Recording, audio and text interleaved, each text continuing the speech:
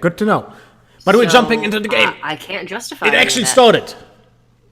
There we go. Alright, turn 1. It's actually turn 3. I don't know why we didn't get to see it before, but I guess we're gonna jump straight into the game kind of mid-turn. Turn 3 from Tomas with the paladin, Murloc paladin, and for Kolento it's the priest. I don't think he played anything. Pyromancer was actually played by Kolento so far, from what I see. Okay, so just challenging the first couple of turns from Tomas, and currently sitting on a secret discover off of a hydrologist. Kind of a heavy start for Tomas. Obviously, we don't see what he did on turn 1, but turn 2 he definitely hero powered. So did not get the ideal curve of the Vile Fin into Rock Pool into War Leader blowout start that can absolutely just steal the game from Arzaka's Priest. Sorry, I wasn't paying attention. I had to do something technical. Anyway. Okay. Yeah, I thought maybe we were kind of... I like talking to myself. I thought we were kind of desynced for a second, so I had to refresh the entire stream. But I think it's okay. NA production? No, it's actually EU production, or even Polish production, because I'm sitting at home. It's actually EU production. Yeah.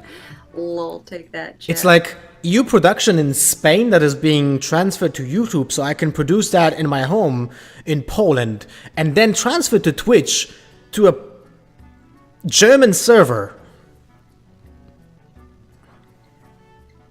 So. But also I'm in Chicago. Yeah, none of it makes sense. Like the English language. Grapefruit, man. This is gonna haunt me for a very long time. Get me started. Alright, but when it comes to the matchups, the Paladin has a rough start right now. Because it didn't develop anything impactful on the board. And it needs, like, I mean, nothing changed for Murlocs from the beginning of the time, right? If you're playing Murlocs, you need to develop the board as soon as possible, so you benefit from having the synergy, especially with cards like Megazord right now. But this Blessing of Kings was actually insane. Yeah, it will maybe allow Tomas to get some of his board presence back. It does seem like Kolento's had a really solid start, though. He had the Pyro on 2. He's going to have Kazakus for a 5-mana potion on turn 4. And Tomas's board development going forward is okay, but is it good enough to beat this? It's going to be tough. Hello, Thar. Did our internet No, it's okay. I'm checking right now. I don't have any dropped frames. Chat's debating the hell out of me. Jesus Christ, Furious. Just mute. My Dang God. it, Furious. Now Come you on, know the pain of streamers.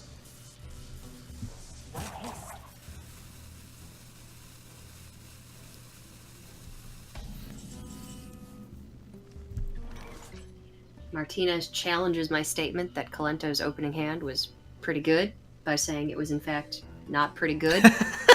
I would challenge that statement by saying no, it was pretty good. And leave it at that. What would Uther do? Good question. Uther, take the wheel. Uther gets it. Do we know what's the secret? It's a noble sacrifice, right? We see it on the left side on the panel. Yep. Yep. All the way at the bottom. Which path to choose? The question is, does Kolento know? Did he ask Tomas, what did you play? Did he call him from across the stadium and say, hey bud, what is it? I honestly believe that every single LAN tournament in Hearthstone should have been played with players next to each other, basically, and without any headphones, so they can talk to each other. And we should have like an overhead microphone over them, so we can hear when they talk, and that should be in a booth, so they don't hear anything else. That's my ideal setup for a LAN tournament. So you don't want them hearing casters, you just want them screwing with each other the entire time. I want to hear them talk with each other. I want to, see the interaction, get that you know, maybe some rivalries because of that, right? Because when you play other card games, there's trash talk all the time. Like, seriously. That tournament meta would be way more beneficial for certain players than others, though. That's the thing. Like, really outgoing players, really memey players, I think would have a lot of fun with that. And then players that really value focus and, like, need to be zeroed in with no sound while they're playing would absolutely struggle. That'd be a really cool tournament format. I mean, there's a lot of stuff that unfortunately can't do in a digital landscape. An example, something that me and Nims were doing when we were playing, you know, real card games in tournaments. I mean, real card games. I mean, physical card games in tournaments. Is that we were taking a lot of space on the board physically, just to intimidate your opponent, and you can't really do that in Hearthstone, an example. But you can still use your voice, right? You should be able to do that, to just talk, you know, kind of bluff that way. Would be really awesome.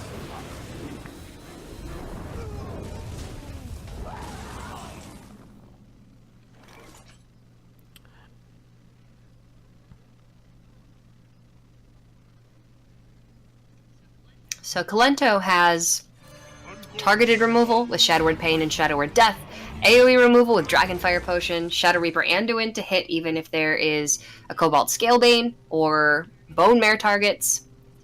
And Tomas's development is not awesome. Depends on if he can pull anything really valuable from this curator, but his ability to build up a wide Murloc board and then buff everything with Gentle Megazord, for instance, it's just not really there. It doesn't really look great. The Bone Mare might be the saving grace for him, but at the same time, Shadow Word Death awaits. And the moment that Anduin hits and gets at least one target, yike. Now that will be horrible for Tomas. So I don't feel like he's going with confidence into this game after seeing how the early game developed. Because now Kolento has all the answers in the world. What is Elune's will? Yeah, and we missed exactly what happened on turn 1 for Tomas, but I believe that his turn 1 was probably just pass and the turn 2 hero power. And his opening hand was just kind of clunky. It was not what he needed to really take advantage of the slow development from Priest in the early game. And that's kind of a shame, because Paladin is one of the decks that really can bully the Priest. Alright, so he needs to get rid of that Prophet, right? There are two options. Either Bone Mare and just trade, or the Rallying Blade, and he can still develop Cobalt Scalebane, an example, this turn. Although the Cobalt Scalebane then trades with something that is already on board, so that's not ideal.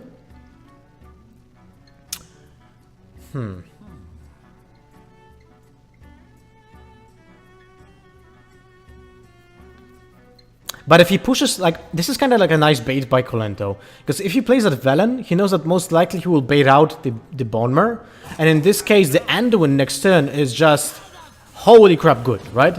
Destroys 2 minions, gains a lot of tempo, and in the upcoming turn he can just benefit from having the Smite as his hero power every single turn. There we go. The bait was taken. This is insane. The Prophet Velen isn't really necessary to win Kolento this game. He's going to win the game by keeping Tomas off the board, and he has the tools now to do it. He's still looking for Raza, but once he gets Raza, this should be pretty locked up. It was a low quality bait, but Tomas took it. It was a 6 out of 8 bait. It's aight. It was a 10 kilobyte JPEG. Sure. Alright, but maybe let's get serious.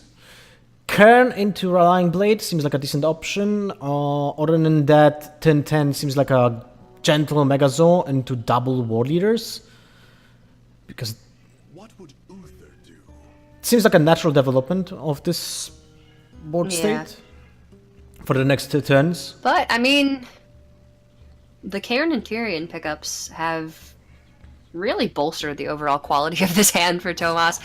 What he had before wasn't fantastic. There wasn't a lot of really good synergy between them. He still would rather have, you know, a Vilefin Inquisitor and have that Murloc hero power online, but Tyrion and the Cairn are serious threats.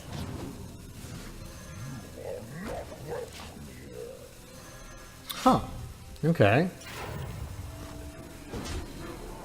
Well, this is interesting because the Murloc is open to a hero power just from Kolento. Or even not that, it just can be, you know, a trade with the Novice Engineer. So why would he do that? What is the thought behind it, right? Because this is less resilient than the Cairn. But it snowballs for the upcoming turn, so it requires an immediate answer for the Cobalt Skullbane, but at the same time, it's pretty easy to answer when Kolento has an entire hand of cards and the recurring hero power. Shadow Reaper Anduin has been already, so if Tomas can bait out Shadow or Death, then maybe Tyrion has a greater likelihood of sticking. And also Dragonfire Potion can't hit this. So there really isn't much that Kolento can straight up clear the Cobalt Scalebane with, other than weaving in some hero powers here. So maybe Tomas is just trying to push Kolento onto a rather awkward turn, but any value that Kolento can get from his hero power, he's pretty much fine with.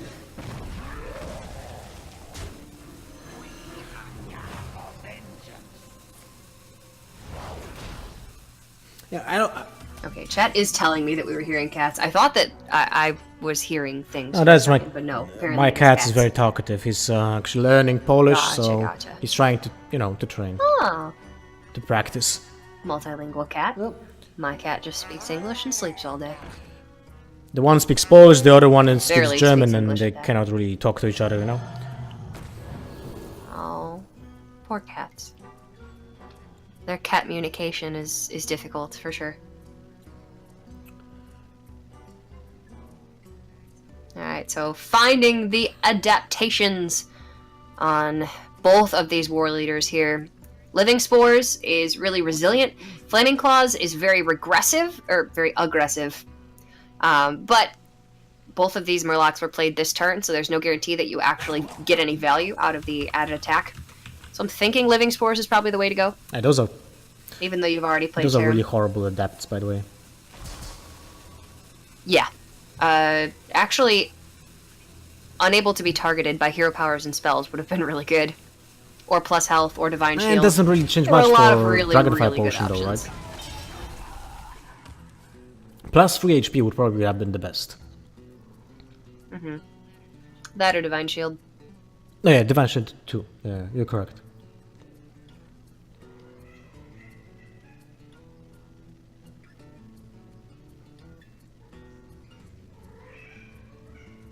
Udor is actually going to really low HP.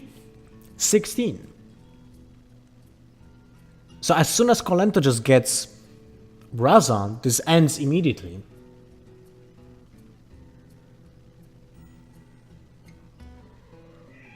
So by playing Dragonfire Potion this turn, he's able to push for 4 damage. He's setting up Udor for 12. Then 4 minions are being spawned by the Death Rattle effect, which is not that big of a problem since they don't have any synergy. It's just 4 damage.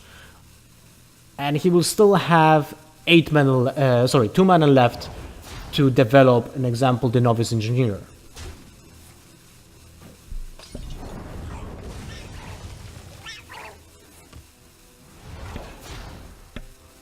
So Tomas gets to keep 4 1/1s around, but you're absolutely right. He's getting very low on health to the point where Kolento can just weave in even the 2-mana hero powers and probably finish the game up in 3 turns. And it does not look like Tomas has the pressure that he needs to close out this game in 3 turns. Which path to choose? I honestly still think about the turn with the Cobalt. Because if his point... Yeah, you would have liked to see something if else. his like play was to actually bait out the Shadow of Death, then he should have committed to Tyrion instead of the War Eaters, right? But he did commit to War Eaters Yeah. instead. So I don't see the point of playing the Cairn the turn before, because if you would have Cairn on the board, they can still play Tyrion on the upcoming turn instead of the War Eaters, an example.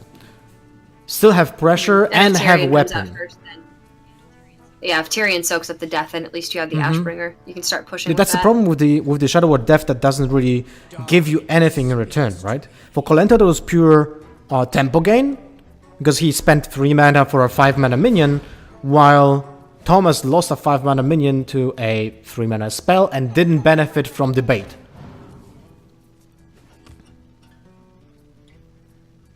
Anyway, that's in the past because Thomas is getting finished by the amount of damage. There's the Mind Blast. I'm not sure if he has enough mana to play this turn, but he should have. Does he? No, 2 mana left, so 1 off. Unlucky. But still, like, what are the chances of Paladin actually killing him from 24 HP next turn? And that's going to be a 0% chance, Lothar. Kolento going to wrap up game number 1. Tomas, maybe some different decisions that he could have made in there. Some different sequencing. But I don't know that he would have won this one anyway. Kolento had the Kazakus on 4. He had the Shadow Reaper Anduin on 8. He had the majority of the necessary resources just to win this game regardless. Which is, it's unfortunate. Tomas's start was really weak. Just very ill-equipped to beat this. Alright, Kolento starts with a win in this first semi-final at GameGune. 1-0 with his Priest. We're playing Conquest.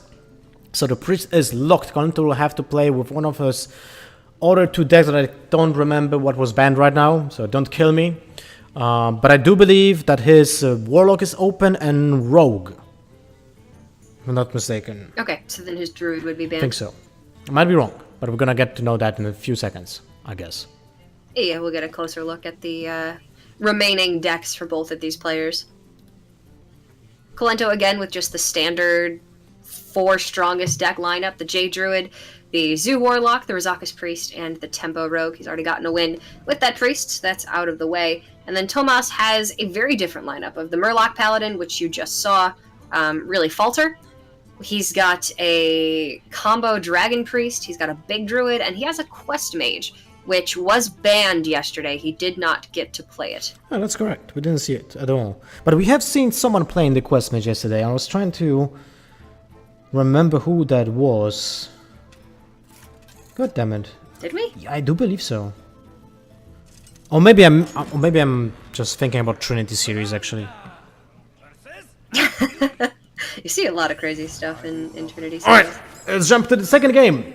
Thomas is sticking what I'm talking about. He's switching to his own Priest, which is a more dragon version than what we usually see, while Kolento is gonna play this Jade Druid with a Wild Growth already in hand and a Maya Keeper. So he has the mana ramp that usually you need to thrive as a Druid. Is someone injured? So, Jade Druid is traditionally thought to be really good against Razakus Priest, which is what you would usually expect to queue Jade Druid into. But against this Priest from Tomas, it's a completely different story. This Priest is significantly better. If you can get down a Radiant Elemental early on, buff with Talon Priest, Druid's removal is just so poor. And then the follow-up from the mid-range dragons means that Tomas likely is going to be able to stick something. And once he does, he's got the Divine Spirit Inner Fire to follow up. Yep. That is correct. With the Divine Fire and Inner Fire, he can just play at some point when he sees that his minions are safe. It means that it will put a huge roadblock for Kolento. Every single minion that has high HP will be a pain in the back for Kolento to remove, since the only way he can do that will be by doing damage. So with trading minions or using swipe, wraths, and so on.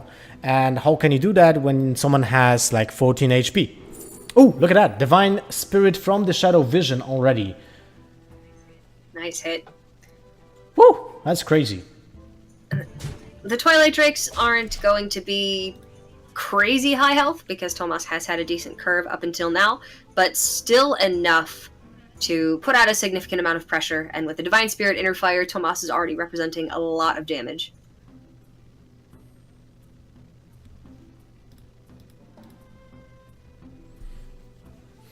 So what is his option next turn? The creeper can get damage to 4 HP, can heal it to 6 and put it back to 12. And draw a card at the same time. Well, that's pretty decent, I would say. Yeah, that's pretty good. Both of these starts from these players have been really, really, really good. And I was saying at the beginning, Tomas is likely favored in this matchup. It's likely why he brought this deck, to give him better chances against this type of druid and against the Rizaka's Priest from Kolento. The Kolento start's been pretty gross. I mean, this is what you need to fight against this type of priest. Oh, is it Cheat your mana curve really fast. Is it a thing for Hearthstone players to actually put their name as a nickname? Like, you know, Thais, Radu, Tomas, Reynard actually as well, because it's Andre. Just an anagram. I'll do backwards. Maybe sometimes. I don't think it's like super common, but I'm yeah, sure I could sometimes. I could find also other examples, but I can't think of anything else right now. I mean, my tag is technically Songbird, but everybody just calls me Cora. It's just how I introduce myself. It's what I call myself. And then you have Brian Kibler. Yeah, he's just Gibbler, and Frodan is just Dan. I don't know. We weren't all very creative when we were creating our battle tags. Not like Lothar. Well, my nickname is actually a name as well, so I'm not the best example. But it's not my name, but it is a name. Yeah, that's what I mean. That's what I mean. But it sucks anyway. I kind of regret. Stan Sivka is just Stanislav Sivka. Would you go back and change yours if you could? But that would mean I would have to go back 20 years and change it then. Because I picked it when I was like 12. I'd rather not relive all that time. Yeah.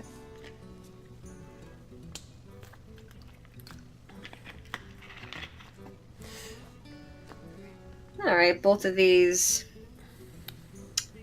players just kind of going through the motions. Pretty straightforward turn for Tomas. You got a 4-mana dragon, play your 4-mana dragon. I love how people are saying that Malfurion is not one of the most powerful Death Knights, when it gives something that Druid was always lacking. Which is a way of perma-killing something, insta-killing something with the poisonous, right?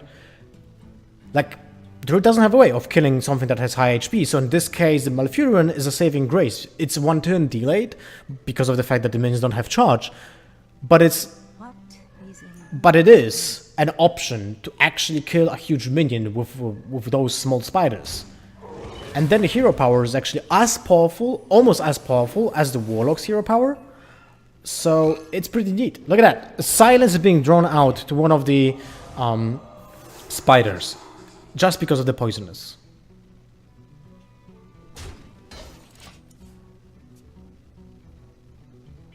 I think the value of poisonous spiders was really, really downplayed in the beginning. People just didn't... I don't know, maybe they didn't realize it? I mean, there's an entire card that costs 5 mana that just gives you these 2 spiders on the board. Yeah, it's kind of weird, right? Then you have a 2 mana more expensive card that also gives you an entire character.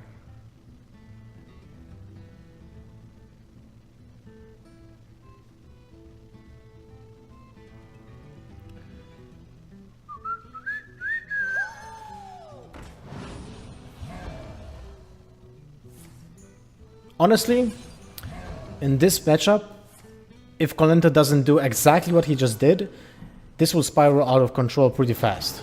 Because now he has the upper hand of dictating the tempo. So if anything big gonna get played on the board, he has access to an imminent threat that can just trade with the minion that was played with the Divine Spirit. It is really, really difficult for Kolento to actually get ahead in this matchup, and he's done it. It just speaks to how good his opening curve was. It was fantastic.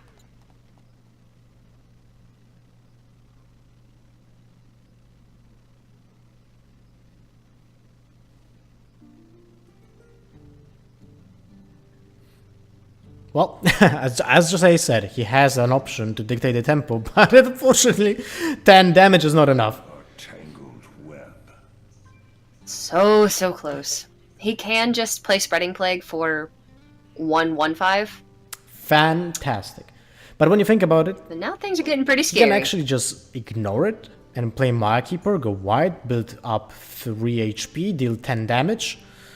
My thoughts are plagued. There's a small chance his opponent will kill it next turn. Will kill him next turn, because that would include a buff on the HP and a second copy of Inner Fire. Eternal. My turn is not.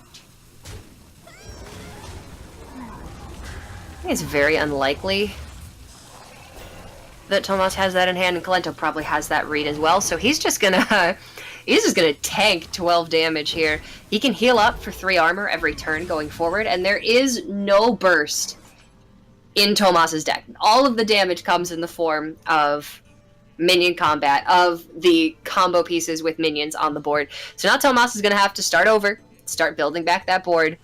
And Kolento, likely by the time Tomas is able to stick something, will be able to armor up enough or develop his own board enough to keep Tomas off the board. That's his plan, And the at least. problem is that Tomas actually has the mid-range that will be allowing him to overextend, right? The Historian itself is an amazing card in this matchup, because usually it gets you exactly this. 3 really good minions. I would say that the Dragonlord Operative is the best option here. But Bookworm and Onyxia have their own merits as well. Onyxia is pretty sweet. It's very weak to swipe, so maybe that's a method as to why you wouldn't take it, but additional resources are always good. So Dragonlord Operative it's an easy choice.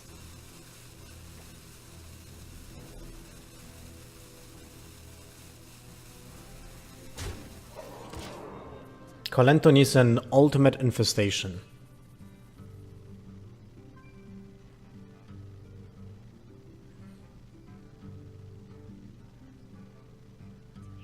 It's unusual that he hasn't gotten it yet. But, the Fandrel's okay. You can go Fandrel, Mire Keeper, Hero Power. Deal 3, gain 3. It's like you're playing Siphon Life. Sort of. Yeah, a little bit. Still nowhere near as good.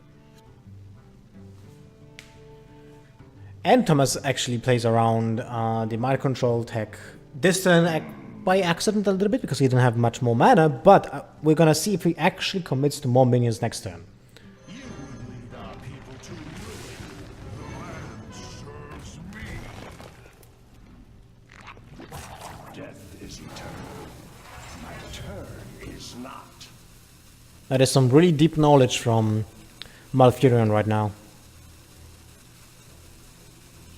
Oh, he's wise AF. His turn is not infinite. It's kind of He interesting knows. that the characters are breaking the fourth wall, right? Because they know they're part of a game.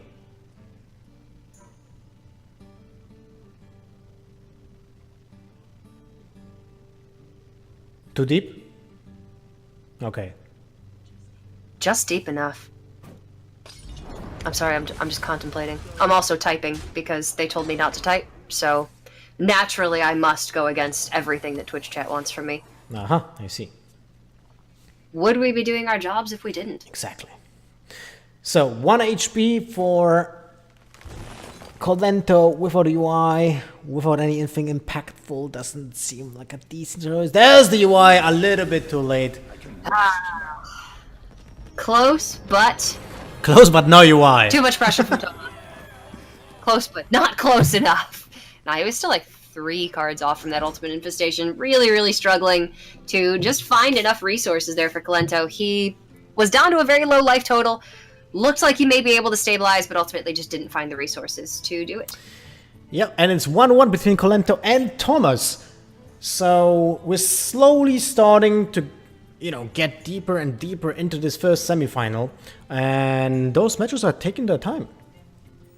Usually, the previous matches were always kind of fast when you think about it. We had some aggressive decks, even if the deck was kind of built for more late game orientation, like the, let's say, Zeus or whatever. They were focused on the early game so much. In this case, I think this is the first matchup where we actually see both players playing more late game decks with a late game plan. Yeah, not nearly as tempo oriented for both of these players, because they've sort of brought that B lineup, which is intended to, you know, try to counter the A lineup. And when both of these lineups, well, line up, things are a little bit different than you anticipate them being. But it makes for some interesting matchups. It makes for something different, I guess, just something different than we're used to. Not Rizaka's priest mirrors for once. Instead, we've got big druid and we've got combo priest. So it's kind of a breath of fresh air, even though the matches are taking a little bit longer. In this one in particular, it's at least it's something different. Your soul shall be mine. All right. Now we're gonna go into the next match. Sorry for not changing to the mulligan fast enough, but here we go. Woo! I had to switch my mouse. I have 2 mouses and 2 keyboards. You have for the dual PC setup. It's a little bit confusing Gotcha. when you're not used to it Gotcha. yet. So sometimes I'm just watching like one monitor and I'm moving my mouse and I'm wondering why is my, you know, brain delayed to the mouse movement? But then I realize I'm holding the wrong mouse.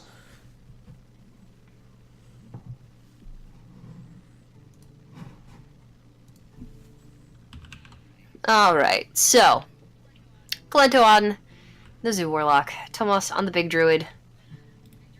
Big Druid's gonna ramp, Zoo Warlock's going to develop on the board quickly, try to swarm, try to essentially kill the Big Druid before they can get to their own big stuff. If the Big Druid is able to get to turn 8 with a relatively safe life total, then they've got Primordial Drake, they've got Lich King, as well as 2 copies of Earthen Scales, which can help them stabilize relatively quickly.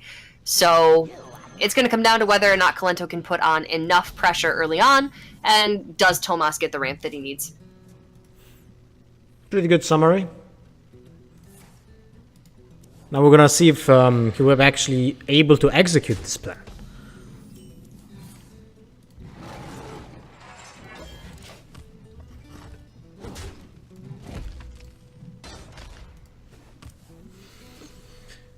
At Kolento's, Alright, missed turn 2s.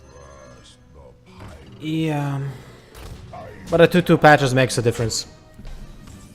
Yeah. The difference between those missed turn 2s is Kolento gets to draw an additional card when he misses a turn. The lamb serves me.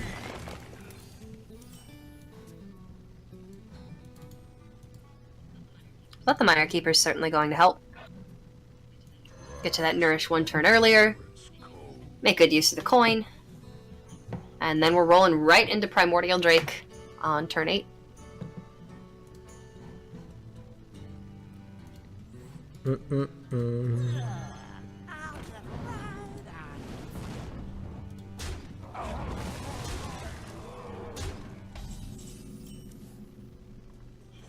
This is a lot of damage for Kolento, though.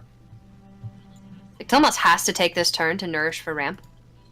Goes to 22 with the hero power, and then has Spreading Plague or Primordial Drake next turn. But he's going to take at least 12 damage here. Well, he doesn't have any other option, right? That's the problem. No, I mean, he has to do it. But Spreading Plague next turn will gonna buy have means to yeah, buy exactly. He will have means to buy his time with the Spreading Plague next turn. So if he gets to draw a Mark of the Lotus, that will actually make a huge difference.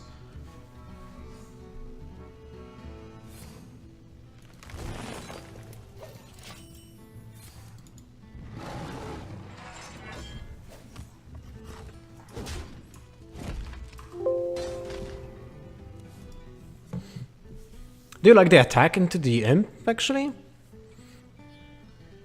I mean, It kind of sets up like a swipe, kind of telegraphs. right?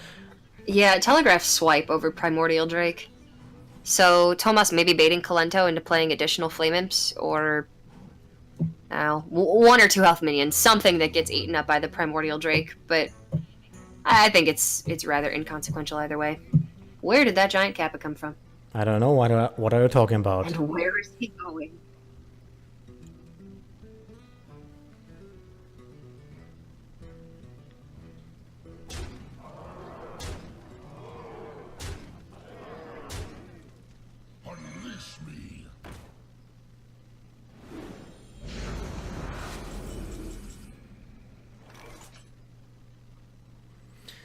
Alright, well, he's facing a serious problem right now. He can play the Spreading Plague, Yes, he. which will buy him 25 HP, but no Mark of the Lotus will not put any serious damage on those minions for the follow-up with the Primordial Drake. And the Despicable Dreadlord on the board means that the captains will both trade into Scarabs, and the Flame Imp and the Malchezaar's Imp as well will end up with a kill on a Scarab. So that leaves just one left over. Dreadlord doing work here. And Kolento likely going to be able to set up for a Bone Mare going into turn 7. But Tomas does have Kroon Ultimate Infestation on turn 10. He's still one turn away, but Primordial Drake should be able to get him there. He's looking pretty low, though. He's sitting at just 9 health. And his hero powers into the Malchezaar's Imp have finally paid off. It took 3, but he does clear it off the board. So now let's say Kolento attacks with his captains, puts 2 minions on 1 HP, so the Despicable Dreadlord will kill at least 3. The Acrous Veteran will actually put another one down that path. So 1 will be left for the upcoming turn. And that will be allowing Tomas to trade with one of the captains to set up a Primordial Drake. But it's still not good enough.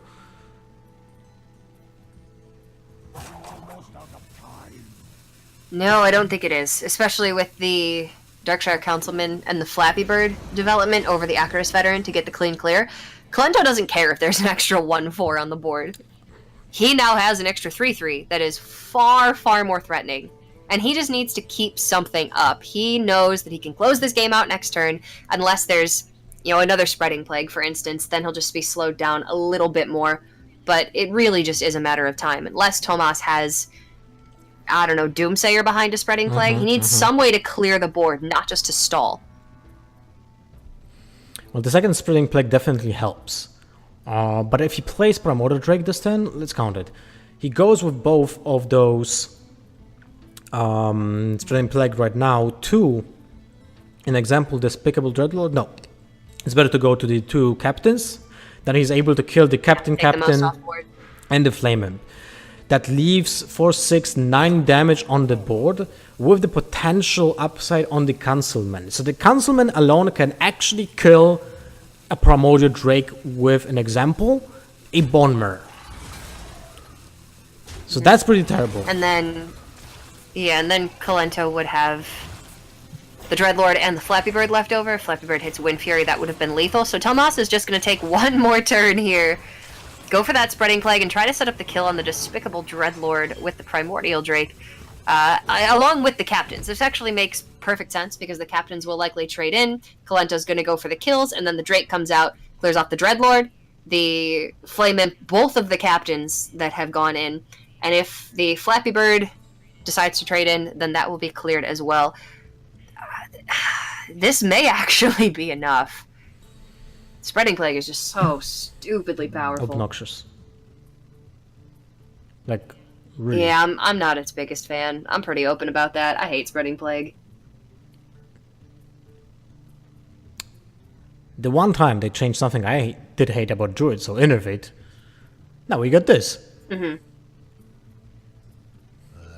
Is there a reasonable mana cost for this card? Like, is there ever a mana cost where this card's suddenly not good? I don't believe so. Just the mechanic itself just makes the card really powerful.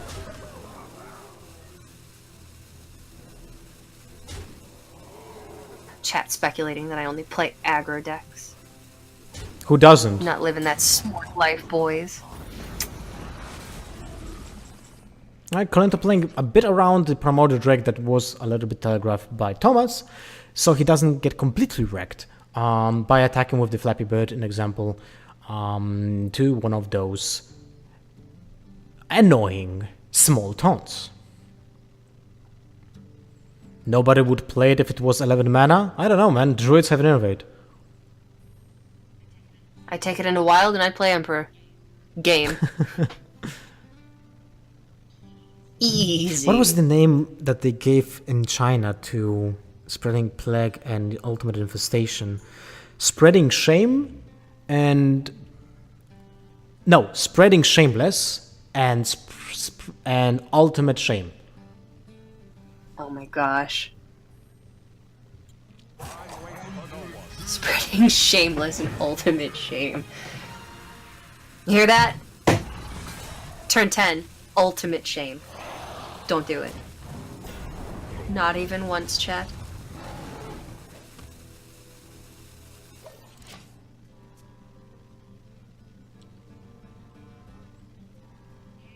Is this enough? Bone Mare and Flappy Bird go in. Yeah, this is. Well, he can play veteran on the captain. The captain yes. and Soulfire to get through the Exactly. Drake. Then you have a potential attack with Bone Mare and Flappy Bird into the. Do you just? Oh, you just have lethal, right? Bone Mare and Flappy Bird go in. The Captain, Acros, Veteran, Soulfire go in, and then Flame Imp plus Firefly plus Flame Elemental is 11. Should be enough. Because you're playing 4 minions? Yeah, this should be guaranteed.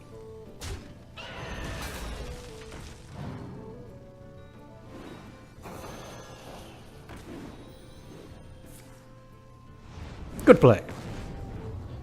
Yay, they got it. Thank goodness I did.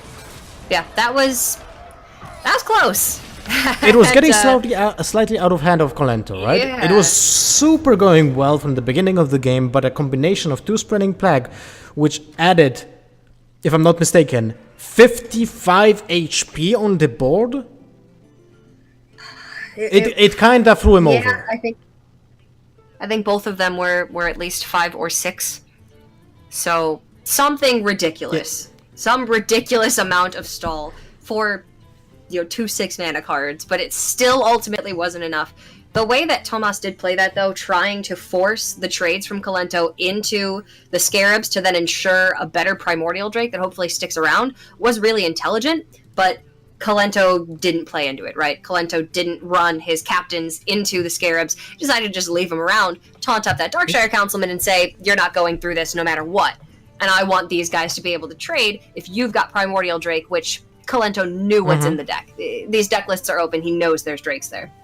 Exactly. Oh, well played by Kolento. I really like the way that he did trade with the first Spreading Plague, so he played around that nasty Primordial Drake, so that was really well played by him.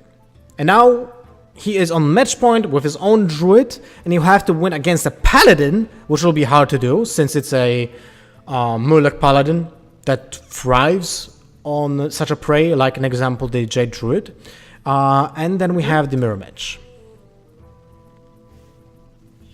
Yeah, so Tomas likely gonna go in with the Paladin first, just because, like you said, Druid really struggles with removal, and the Paladin thrives at swarming the board early on, and adapting all of the Murlocs into being even more difficult for the Druid to deal with. So, Kolento's just got a standard Jade Druid, no Primordial Drakes in the deck. He will have Spreading Plagues, so there is a decent amount of stall, but ignore all that, because Tomas is going for his Druid build first. And I believe he does actually have a big Druid, so it's not a mirror. It is actually likely just favored for him then. Alright. Tomas will... They're going to be ramping at the same time, but while Kolento has to play Jades and ramp those as well, Tomas just needs to ramp mana, and then he gets to drop a large threat right away. So Tomas will have the first big development, and from there, in an ideal world, he just keeps dropping bombs, wins the game. So I thought it's on my end that the stream paused, but then I see Kolento moving, so it's actually not on me. Okay. He is a little bit stoic, but I think we're okay. Well, Tomas is going to want to find something to do before turn 4. Hero power. Whereas Kolento's start is gas. So good. Wildgrowth, Jade Blossom into Maya Keeper. Coin out Wildgrowth turn 1 seems pretty reasonable. My god. This ramp is crazy. Yeah. Coin Growth, Blossom, Mire Keeper, Jade Spirit, anything else, Ultimate Infestation. This is nasty.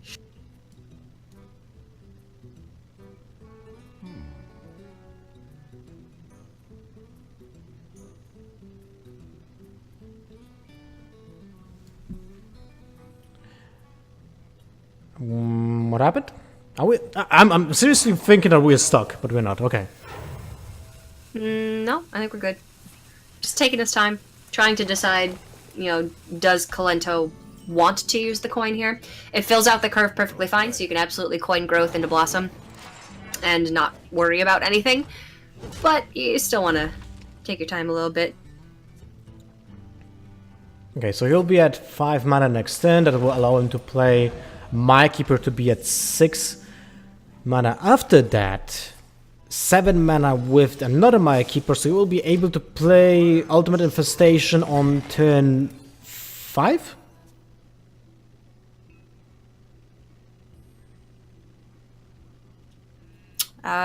Yeah. And the Innervate for Tomas actually was a huge pickup as well. Allows him to cheat out the Mire Keeper and get to the Nourish on curve. So Nourish will bring him right to 8. And then he can drop that Medivh. If he finds Ultimate Infestation as well, again, he's just going to have the larger minions faster than Kolento, just based on the nature of his deck. So this isn't over. It's just that Kolento's start was just about picture perfect. But still, the Nourish can kind of keep up. The problem is he just needs to find the Ultimate Infestation, because that's what he needs after the Medivh, as you mentioned, right? Otherwise, he cannot just consolidate the play with his Medivh and the weapon. Spreading Plague is not bad. It's still a 6-drop alongside, most likely in this situation, maybe 2 or 3 minions from the Spreading Plague. But he still needs something more impactful.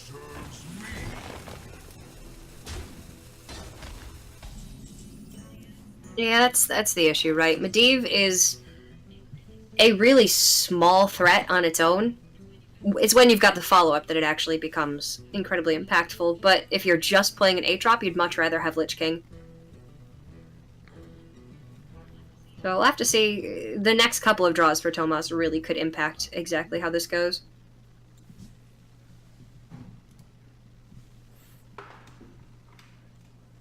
Nourish into mana into, I would say, keep the Wrath for more impactful minion than a 3/3 that doesn't, the damage that it doesn't really stack right now, right? So if he's gonna manage to keep the Wrath after Medivh, an example, when he's not finding yet the UI, you might actually think about just cycling it after playing the Medivh. Or the other option would be to cycle the Wrath right now to have a wider picture of what he's gonna do in the upcoming turns. Yeah, I agree with holding the Wrath. I think he's definitely going to want to cycle, but looks like he is opting to do it after. You don't really want a 2-drop from the Wrath, but as long as you do get that 10-drop off of Ultimate Infestation, the other 2 charges from Atiash don't really matter. Kind of don't want to risk Doomsayer, but it's a very small chance. Any development is worth it.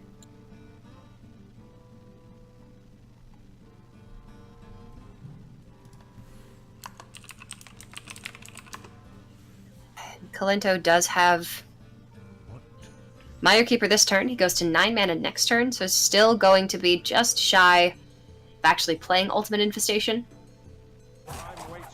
But he will be there very shortly. It's just that his turn 8 is looking a little bit weak. The land serves me.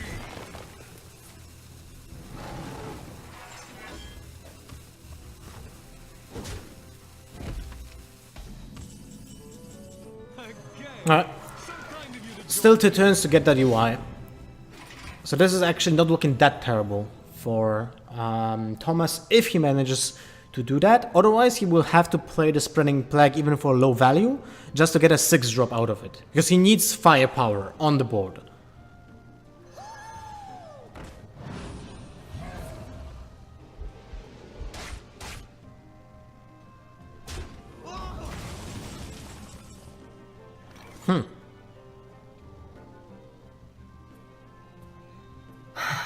Well, you can't really play Malfurion. Spreading Plague gets you a 6-drop. Yeah, and you can't even play Malfurion because then your hero power is basically just armor up. Because if you use your hero power for attack, you will use the durability of the weapon. Ancient Harbinger. Holy crap, that's insane. Wait, does he? At the start of his turn, he's gonna draw a 10 drop. Yeah, and that's cool. That's absurd. Or Yasharaj. Holy moly. It's so sick. Okay, yeah, it's a relatively low value spreading plague, but the 6 drop just off of the Atiash was gonna be worth it. This, however, that's freaking awesome. This is the first time I actually will see it in action, apart from arenas. Yeah, I drafted Ancient Harbinger in Arena in a rogue deck the other day with a Deathwing dragonlord. I got the Deathwing first, and then I drafted the Harbinger to try to get it. I think I got it one time. It's really, really inconsistent. It's very hard to keep around because it does activate at the beginning of the turn. But this is awesome. Somehow. This is exactly what Tomas needed. He needed to find his resources, and he's gonna find them now. Somehow, the spreading plague got better. Damn it! How is that even possible? Yeah, ATS is cool. There's some really interesting interactions, even in the most mundane of matchups. But yeah, this is one that I have not actually seen before.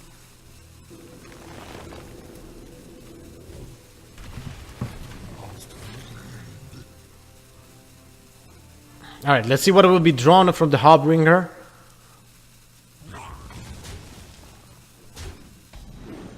There's the Kun, which is insane in this situation because he can benefit from having the Malfurion this turn as well. Or just go for a Spreading Plague with another 6 drop. 6 mana, 6 drop, and 1/5. I think he would have rather had Yasharaj, but it's likely that Ancient Harbinger will be able to activate again next turn, and he will then get a Yasharaj or either of the Deathwings. A lot of options, actually. There's quite a few 10 drops honestly in the deck. say that it's worth to trade your free minions into the ghoul and then Just to get fresh ones from the plague. maybe not.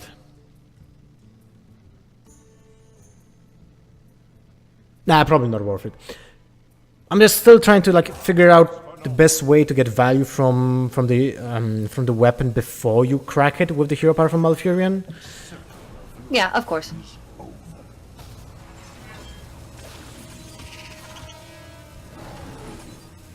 Alright, gonna go for the 1/5s. Try and protect the Ancient Harbinger and the Coon. Oh, never mind, he goes for spiders. Okay. Yeah, this is better anyway. This way you just challenge everything that Kolento puts out next turn. If Kolento Spreading Plagues, both of these spiders trade over. Swipe doesn't kill them outright. You know Kolento's not playing Primordial Drake. And this is when Kolento really wants to start developing his own threats to challenge the Coon and the Harbinger from Tomas. The Jades still aren't that big, but regardless of how big they are, the spiders will neutralize at least 2 of them. What? Does kind of make mind control tech a little bit better, but it's still not What great. is even funnier is the fact that the Harbinger will bring another minion right now. Yeah, it will. It's just gonna keep netting Tomas so much value. And it's really awkward that the big druid is even in this position to need to land Ancient Harbinger off of Spreading Plague from Atiash to get the big minions, because the density of big minions in the deck is so high. But, Tomas found himself in that situation, and he found a way out.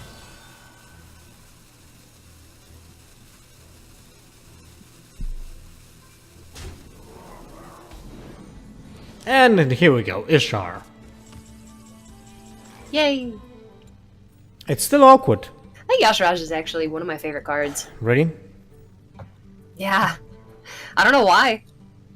I mean, the problem with Ishar is the fact that It's you really can fun.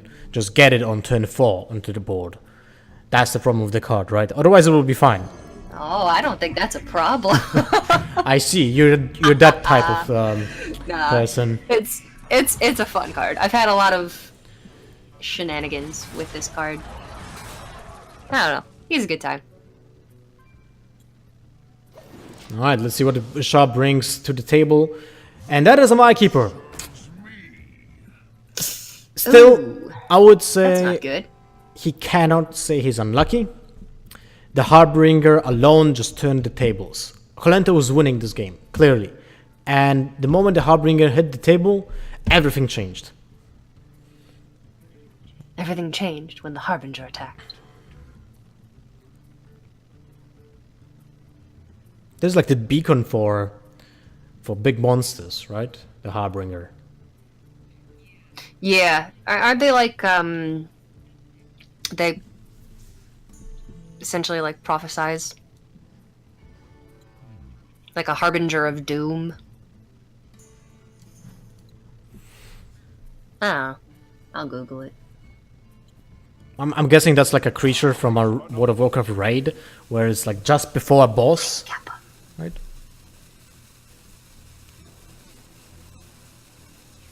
Yeah, a harbinger is a person or thing that signals or announces the approach of another, or a forerunner of something. So they signal the approach of the big bad, which is the 10-drop in this case. But it does not necessarily have a negative connotation.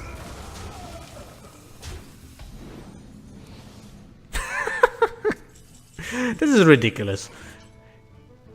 You just got a nourish spread into 3 turns for 0 mana investment alongside a 4/6 minion.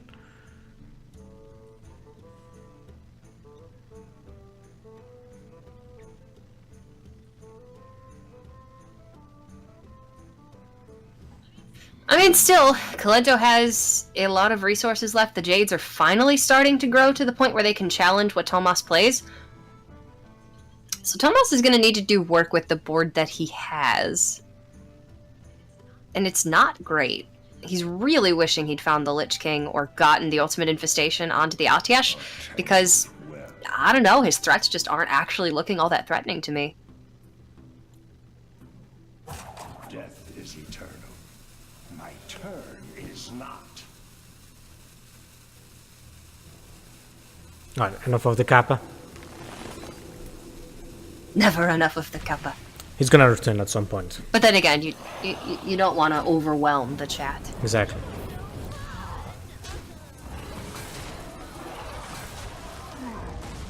So, the momentum is switching, and what is even funnier is the fact that Tomas will net another card, if I'm not mistaken, because he still has another deathwing in his deck to be brought by his Harbinger. He's got the more useless in most scenarios deathwing. But in this scenario, pretty good. It is pretty decent, yes.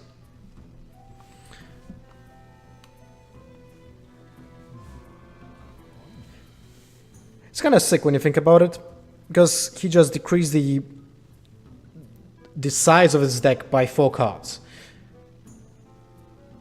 It's not even about drawing the cards. And he still hasn't found Ultimate Infestation. Yeah, I mean, now he doesn't have to, Drawn right? 4 extra cards. Now he has so much gas, the Ultimate Infestation is just not needed at all. I think he'd still like to have it.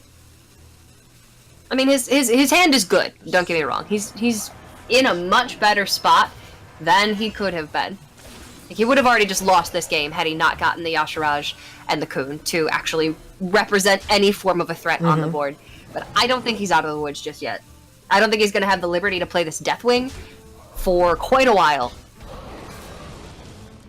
And his board is just, it's challenged on board by those 2 Scarabs. Although there's Deathwing Dragonlord, so, you know, now things are a little bit different. Free 12/12, free 4/8. That might be good enough to get him there. Depends if it can be killed or will just be ignored, right? Because judging by the way Kolento might play it, he might just go for taunt minions and pressure Tomas behind the lines to deal the necessary damage to put him on a death threat. But the problem is, every single big minion that Tomas is gonna get played, at some point will push through those taunts. So Kolento needs to be faster than Tomas in that case. So he needs Jade Idols, he needs another Jade Spirit to play alongside the Spreading Plague or play alongside Jade Behemoth.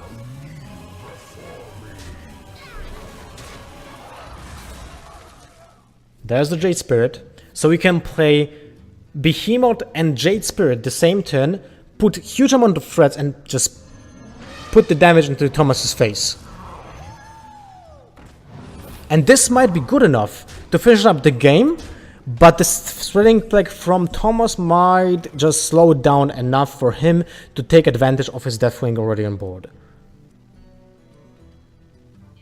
Yeah, the deathwing trades into the behemoth after spreading plague comes down, obviously.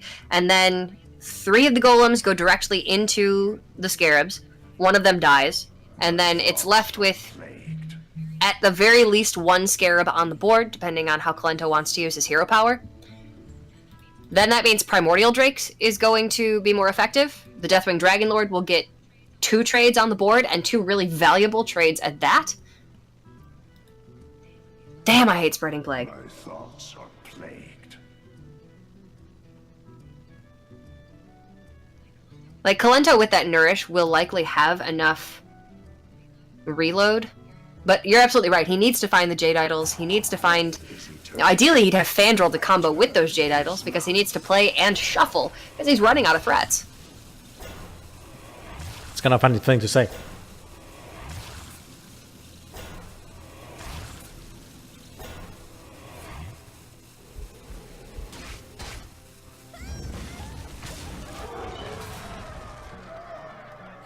Another Jade Golem available for Kolento that can be squeezed the same turn as the Behemoth.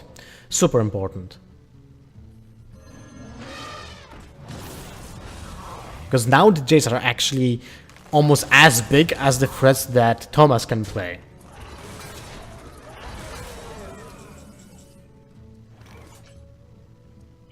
Yeah, except there are infinite Jades, and Tomas does not have infinite threats. The way that Tomas would have won this game is to develop his threats first, but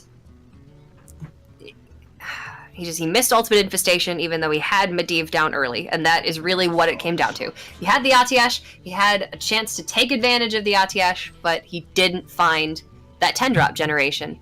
Even the Ancient Harbinger wasn't enough to give Tomas enough threats to outpace the Jade Golems. You can't beat the big grain men, Lothar. They're too big. Well, they don't have to be infinite, right? Well, it's kind of funny. Everyone kind of complains about the fact that they're being infinite, but you rarely see them being infinite. What you usually see it actually rarely comes down to that now. It's just all about the tempo gain, because they're so mana efficient, right? They start up slow, but then suddenly you have a 1 mana 7/7, and that's kind of OP. That's the problem when you face the Jades, right? You have to keep up with their mana burst, basically, because they suddenly a 1 turn can be a swing of putting 20 stats on board, right?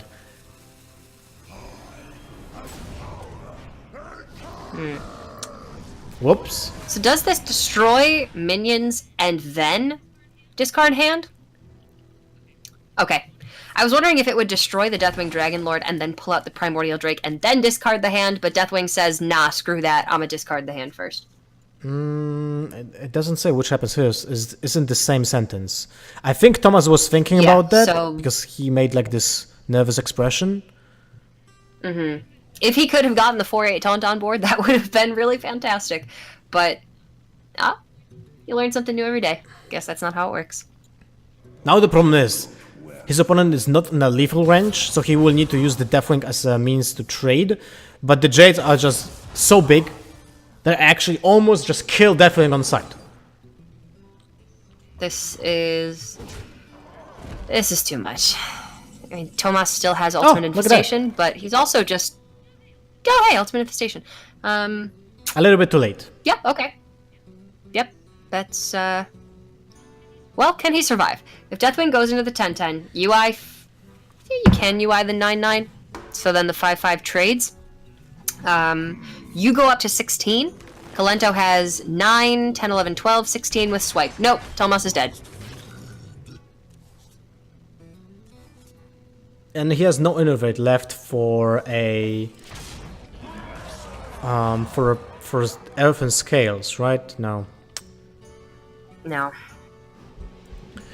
Yeah, this, I don't know. We'd have to go back and really analyze whether or not that Deathwing was necessary. Probably not. Or if he could have saved it for... I don't think it was. I think the Primordial Drake was better, but I cannot really, for the love of that game. I cannot really recall what was exactly the board state when that was the turn, because it was a lot of minions. But Kolento takes it. He's the first grand finalist at GameGune 2017, and